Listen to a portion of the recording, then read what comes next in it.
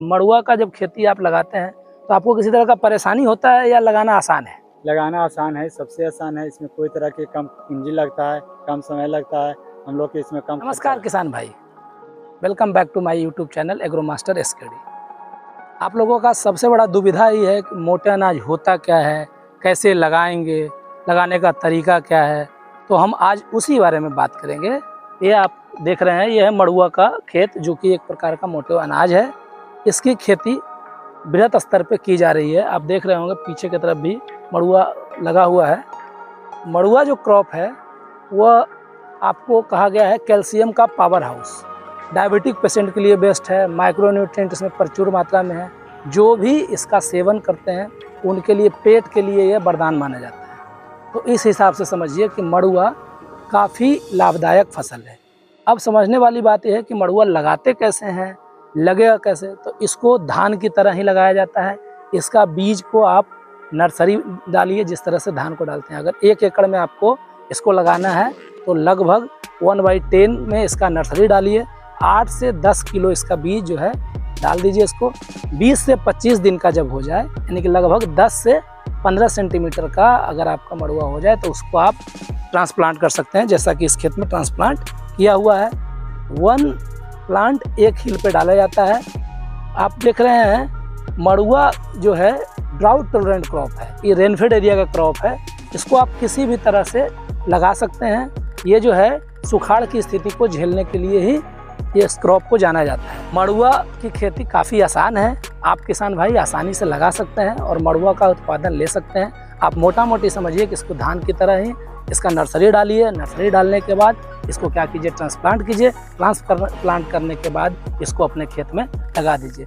यह पूरी तरीके से इसको यूजुअली जो है खरीफ में लगाया जाता है, कहीं कहीं कुछ और मौसम में लगाते हैं, लेकिन खरीफ के लिए बेस्ट माना गया है। जैसा कि देख रहे हैं मड़ुआ ऑलरेडी तैयार हो रखा है और ये काफ़ी न्यूट्रिशनल वैल्यू रखता है। इसको भी स्टार्टिंग में जैसे धान में आप लोग खरपतवार नाशी डालते हैं, प्रिटिला क्लोर, ब्यूटा क्लोर, आप वो डाल करके लगा सकते हैं, ताकि आप इसमें घास की समस्या, खरपतवार की समस्या ना हो। इसमें अगर आपको यूरिया देना हो तो वो आप भी स्प्लिट डोज में करके, यानी कि 3 भागों में अलग अलग टाइप में बांट करके दे सकते हैं। यह कम ड्यूरेशन का क्रॉप है, जल्दी तैयार है। आप स्टार्टिंग में 4 से 5 टन खेत तैयार करते समय आप गोबर की खाद FYM डाल सकते हैं। उसके अलावा आप NPK का मिक्सचर जो होता है 40-20-20, उसको आप डाल करके खेत तैयार कर दीजिए और उसके बाद इसको लगा दीजिए। लगाने के बाद इसमें 10 से 15 दिन पर पहली बार आप इसको क्या कीजिए, इसमें जो भी खरपतवार आए उसको आप निकाल दीजिए। खरपतवार निकालने के बाद इसको बहुत कम मेहनत में आप उत्पादन ले सकते हैं। जैसा कि आप देख रहे हैं, ये देखिए फ्लावरिंग स्टेज में है। ये देखिए फ्लावर फूल बन रहा है इस तरह से, और ये देखिए ये फ्रूटिंग स्टेज में है। ये फ्रूट बन चुका है धीरे धीरे, इसी तरह का ये होता है। ये न्यूट्रिशनल वैल्यू में इससे ज़्यादा न्यूट्रिशन किसी भी क्रॉप में नहीं पाया जाता है। इसलिए आप लोग मड़ुआ का सेवन कीजिए। आप इसको धान की तरह ही लगा सकते हैं। जैसा कि आप जानते होंगे अभी ब्लॉक में बीज आने की अवस्था बनी हुई है। इसको जून जुलाई में लगाते हैं। इसी सिलसिले में आज एक किसान है जो पिछले कई वर्षों से मड़ुआ की खेती लगा रहे हैं, मोटे अनाज की खेती।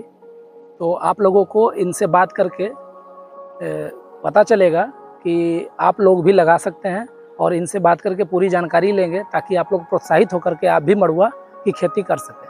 जैसा कि आप जानते हैं मड़ुआ काफ़ी न्यूट्रिशनल वैल्यू वाला क्रॉप है, कम ड्यूरेशन का क्रॉप है और ड्राउट प्रोन एरिया का क्रॉप है। ये कम पानी में भी लग जाता है। साथ ही साथ मड़ुआ को आप रोटी के रूप में यूज कर सकते हैं, मड़ुआ का बिस्किट बना सकते हैं, मड़ुआ का मिठाई भी बनता है।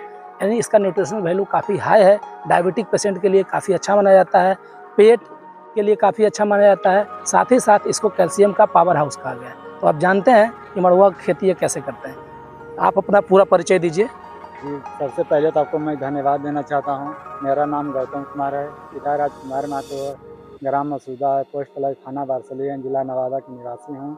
मड़ुआ जो हम लोग खेती करते हैं, सबसे पहले इसको तो रोहनिया जिसे देहाती भाषा में बोलते हैं हम लोग, उस समय इसको बीज को, पौधा को, प्लांट को तैयार करते हैं।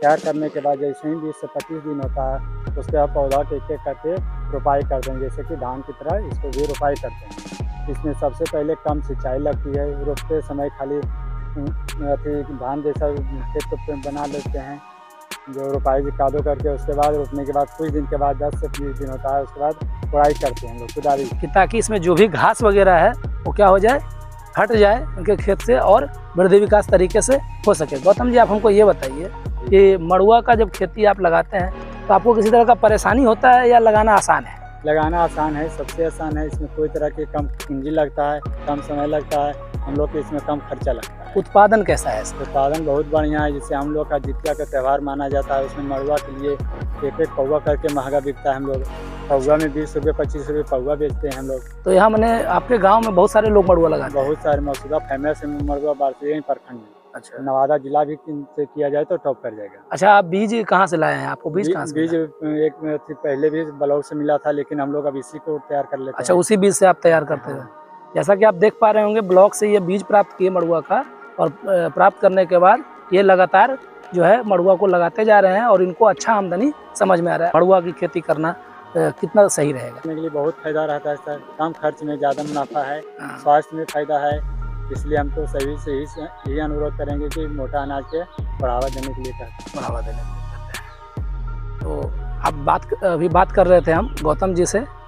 आप इनका जानकारी लेने के बाद आपको समझ में आ रहा होगा कि आपको मोटा अनाज लगाना चाहिए और लगाना काफ़ी आसान है। इसी तरह के वैल्यूएबल जानकारी के लिए आप हमारे चैनल को सब्सक्राइब कीजिए। अगर नए हैं तो बेल आइकन दबा दीजिए। साथ ही साथ लाइक, शेयर, सब्सक्राइब अपने परिवार के साथ करते रहिए।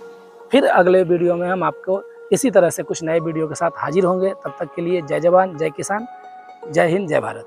धन्यवाद।